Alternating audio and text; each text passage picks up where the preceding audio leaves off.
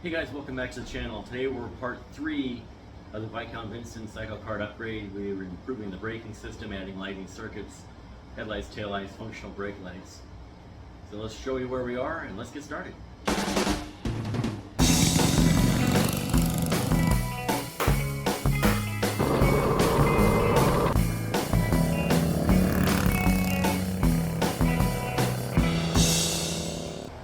Okay guys, so here's where we left off. We had installed the new master cylinder and the lighting circuit. You can see the green thing there, that is the plug to use a Ryobi rechargeable battery to provide lights. Here's our headlight system, and on the back I've got tail lights. Those are little motorcycle tail lights, and I've got our hydraulic line already run through the chassis. So I removed the original braking system, which was a really inexpensive master cylinder and brake caliper. And the brake caliper pad is about 1.25 inches side to side, to give you an idea of the size. And the new one we're going to use is 3 inches wide. So a little bigger than double the size. It's also a dual piston caliper as opposed to a single piston caliper. So we should get more braking force out of this.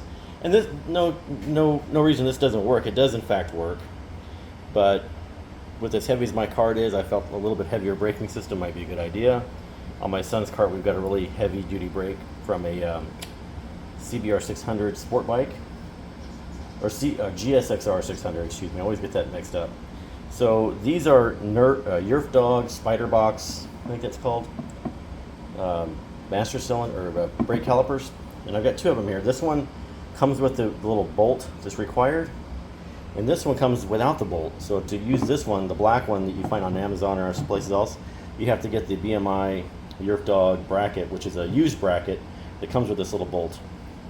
So if you order the silver one, you get the bolt. If you order the black one, it probably does not come with it. And this is incredibly hard to replicate because it has a slider that goes inside here. I'll take that apart in a second and show you what that looks like. So I've got both kinds here. This is a Yerf Dog bracket that comes from BMI carts. Like I said, they're used. You can maybe find them other places, but that's where I got this one. And then Renegade CycleKarts makes this bracket. It's a Welding bracket, or you could probably use it to bolt it in as well. That fits this very nicely. Comes pre-tapped with the holes in the right spots. If you're going to make your own, you'll need an 8mm by 125 thread pitch to thread that little bolt. Okay, and this bolt over here, I think that was a 25/64 hole for this hole that goes on this side over here in the plate. There's a little slider bracket that goes in there. I'll take this apart in a second and show you how that all goes together.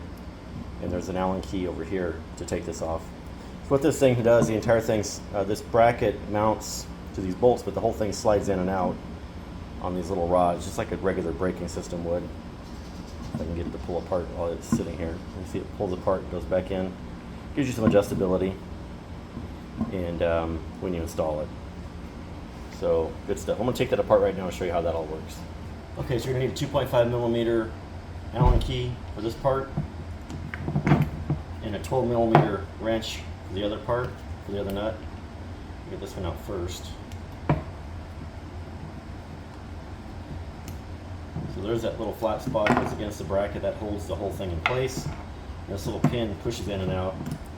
And we'll use a 12mm to loosen this bit.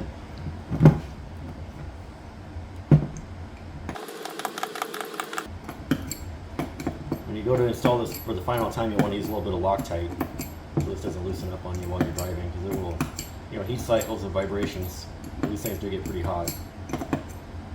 Some might say red Loctite for high heat conditions. Probably not a bad idea. Well, the blue will probably work as well. Okay, I do put a little washer on there. So there's that. So this is the 17/64 hole, and that's your 8mm by 125. And you're going to drill the hole out to a 17/64 before you tap it. That just comes from the instructions on the package. So you can see this little tool here. This is how it comes from you, or this part rather. So this little thing right here, if you don't have this, it makes using this bracket very difficult because it's really hard to, I don't think you can find this in the store. So this just slides in that little boot. And this one over here, again, is a slider piece, just like a regular braking system. You pull that out, there's a little bit of grease on there. So that just slides in there. And that's what holds the bracket in place between this little, this kind of sandwiches it. And this goes through this bigger hole, and that holds it in place. The other one is threaded. So that's the nut and bolt of it. If you want to make your own bracket, not terribly hard. Mark did make this on a laser cutter, and he's going to be offering these pretty soon as he goes into production. This will be an option on his carts, but you could buy this part from him also and retrofit it. This fits perfectly on my cart, and I'll show you that right now. Okay, so this is designed to fit right on the frame. And then let's see this side. Open up the, and it's going to be welded right here. I'll need to grind a little paint off of here to get that in there. It's a little hard to see with the camera angle. Sorry, I got the tripod on it.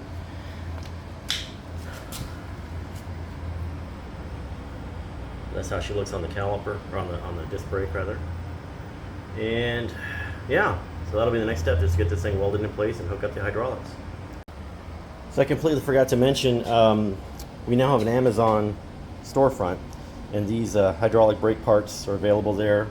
There's a switch, there's the brake line, Caliper lab work brand, Yerf Dog spider box. There's a Amazon quick links to it, and the rear brake master cylinder for GSXR 600. I'll put the link to that page in the description. If you guys do click on that and buy something off of there, I do get a small commission, so I appreciate that.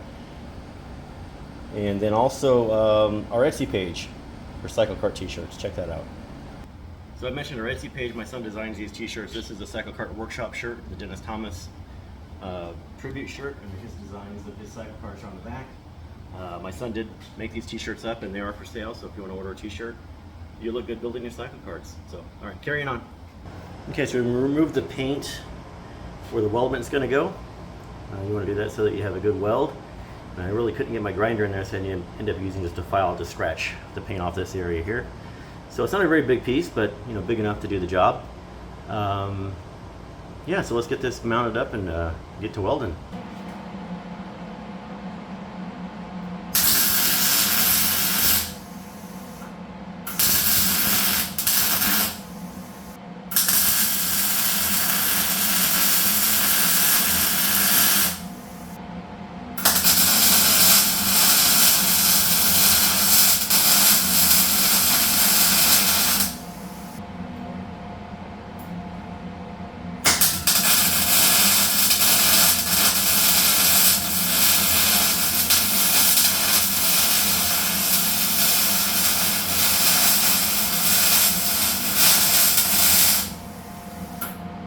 Okay, so I got the bracket welded in, and I put some tape on the disc brake there to keep the weld spatter off of it. I will shoot some paint on that, at least some primer. And then what I did learn, because that brake is adjustable right and left, you want to adjust it a little bit to the left. In other words, toward the, sorry, let me get this over here, toward this side, which is the static side. What I found was when I went to unbolt these threads are a little bit long, and there's this adjustment in and out that it has, where you can go in and out. You want to utilize that a little bit when you set it up. I set it up to the right, thinking that would give us maximum clamping, and it does, but this barely, it's hard to get your tool on it, number one. I was able to do it, but it was a chore. Second thing is, it's just that little bit of extra travel would help it remove easier. Ideally, this would be a removable bracket, but Mark and I designed it as a weldment. I think if we put a bracket on it to where you could bolt it onto the chassis and remove it, and that entire thing would come off, might make it a little bit easier. So that's something to think about if you're building your own. Maybe make it to where it's removable. The one for the Yerf Dog is removable. The bracket comes off with the caliper, and then you can get to the bolt a lot easier, because what happens is or at least on my differential is kind of in the way. If you're running a solid axle, it may not be a problem. With the differential, this is a lot thicker at this point right here. My wrench was interfering with that, trying to take it off. So anyway, lesson learned. That is something to consider when you're building your bracket. So moving on. Okay, so a bit of a chore to get this back on here. I ended up having to remove these 2 bolts right here. This little hex bolt here and hex bolt here, and 4mm. Take the brake pad off to get this back on. Just a tight tolerance fit. I'm not sure there's a better way. Like I said, if this bracket were removable and you could bolt the bracket in and out, I think that might make it a little easier. But taking the pad out is not a super big deal. It slides right on when you do that. So ready to hook up the brake line and put some fluid in this thing. So yeah, it's coming along pretty good. Okay, so I didn't videotape the bleeding process, but it's the standard brake setup. I did find out, and your results may vary, the bleeder screws on the bottom, and I had this big loop here. So I ended up taking this off and strapping it up here, and got the bleeder valve above the line, and basically make it to the high point. That seemed to get the last bit of air out of it. You may or may not have that same problem, but I did. But it's got pretty good pedal travel. That's pretty good. So happy with that. I guess I could put the motor back in it, take it for a test drive. So here's one little tip I think it's worth mentioning.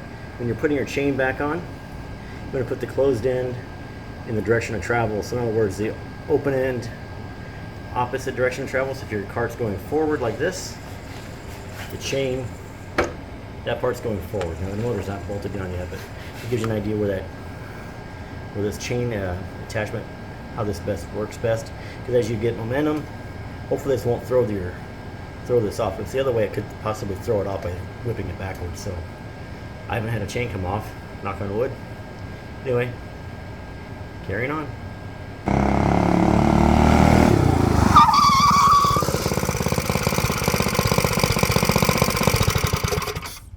That's a lot better brakes than I had before. So I'm going to say that was a successful upgrade. So the upgraded master cylinder and the upgraded Spider Dog, Yerf Dog 150 caliper really made a big difference. So it increased our braking capacity by about double. And yeah, worthwhile upgrade. So let's call that at the end of this video. Hey, we fixed the link for our Etsy page for the t-shirts. And we're going to put the link on there for the Amazon store that has all the parts we're using for these upgrades. The brake cylinder, the cabling, the wiring, all that sort of stuff is on there. So if you guys have any questions on that, please let me know. Thanks for watching, guys. Like, subscribe, and get out in the garage and build something cool.